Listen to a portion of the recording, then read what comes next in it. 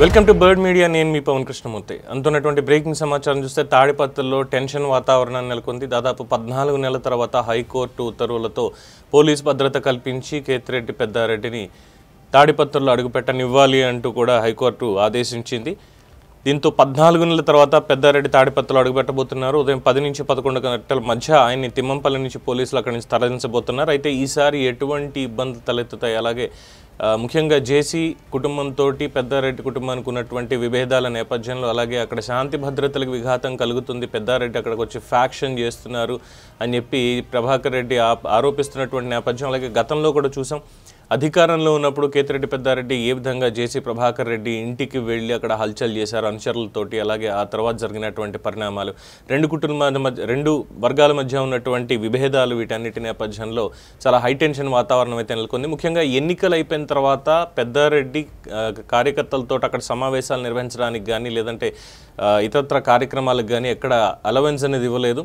And ఆ తర్వాత చూసుకున్నప్పుడు ముఖ్యంగా పెద్దారెడ్డి వర్గీయులు ఎక్కువగా తెలుగుదేశం పార్టీ కార్యకర్తలని, వాళ్ళ ఆస్తుల్ని టార్గెట్ చేసి దాడి చేయడాలు ఇవన్నీ కూడా మొదలు పెట్టడంతో జేసీ ప్రభాకర్ రెడ్డి అనుచరులు కూడా దానికి ప్రతిఘటిస్తూ వచ్చారు. ఆ తర్వాత శాంతి భద్రతల సమస్య తలెత్తడం, దాంతో ప్రభాకర్ రెడ్డి ఎప్పటికప్పుడు వార్నింగ్ ఇస్తూ నిన్న అసలు ఇక్కడ ఉండనివ్వను అంటూ కూడా ఛాలెంజ్ గతంలో చేయడం జరిగింది. అయితే ఈసారి ఎటువంటి ఇబ్బందులు కలగకుండా కేతిరెడ్డి పెద్దారెడ్డిని ఎట్టి పరిస్థితుల్లోనూ తాడిపత్రి తీసుకువెళ్లాల్సిందే, అవసరమైతే పోలీస్ ఫోర్స్ని కూడా వినియోగించండి అని చెప్పి స్పష్టమైనటువంటి సూచనలు జారీ చేసింది. అయితే ఇదే సమయంలో తాడిపత్రిలో జేసీ ప్రభాకర్ రెడ్డి ప్రస్తుతం పెద్దారెడ్డి ఎంట్రీ ఇస్తున్నటువంటి ఈ సమయంలో జేసీ ప్రభాకర్ రెడ్డి శివ విగ్రహాన్ని ఆవిష్కరించడానికి ఏర్పాట్లు అయితే చేశారు. కార్యకర్తలు కూడా భారీ సంఖ్యలో రావాలంటూ జేసీ వర్గం కూడా పిలిపించింది. దీంతో ఇరు వర్గాల మధ్య కూడా మరోసారి ఘర్షణ వాతావరణం నెలకొనేటువంటి అవకాశం ఉంటుందేమో అని పోలీసులు అంచనా వేశారు. ఈ మేరకు విగ్రహావిష్కరణ వాయిదా వేసుకోవాలి అంటూ కూడా జేసీ ప్రభాకర్ రెడ్డి వర్గానికి నోటీసులు అయితే జారీ చేశారు. అయినప్పటికీ ఏం జరిగినా కానీ ఇది ముందస్తుగా నిర్ణయించుకున్నటువంటి ముహూర్తం, ఈ ముహూర్తాన్ని ఎవ్వరూ కూడా ఆపలేరు.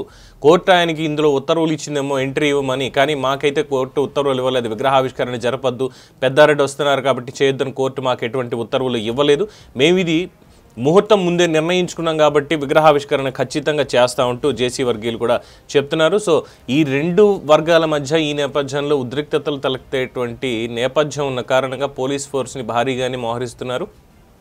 అలాగే శాంతి భద్రతల పరిరక్షణకే మేము ప్రాముఖ్యత ఇస్తాం తప్ప ఎవరో ఒక వర్గానికి కొమ్ము కాయడం, లేదంటే అధికారంలో ఉన్నారని ప్రభాకర్ రెడ్డి గారికో, విపక్షానికి చెందిన నేత ఓడిపోయిన ఎమ్మెల్యేని లేదంటే పెద్దారెడ్డికో మేము వాళ్ళకి అనుకూలంగా ఉండేటువంటి పరిస్థితి లేదు. ప్రజలకు శాంతి భద్రతలే మాకు ముఖ్యం. ఇందులో ఎవరు అతి చేసినా సరే వాళ్ళని ఖచ్చితంగా మేము అదుపులోకి తీసుకోవడం జరుగుతుందంటే కూడా చెప్పడం జరిగింది.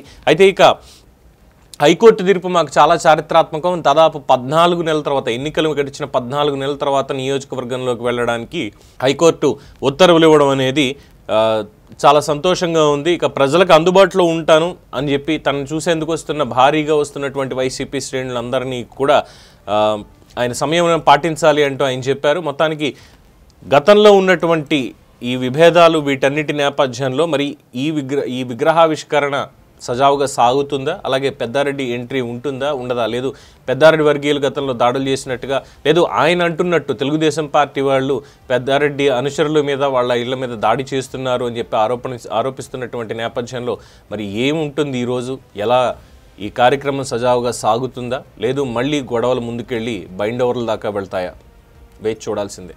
ఇది ప్రస్తుతం ఉన్నటువంటి బ్రేకింగ్ సమాచారం. For more updates keep watching the bird media.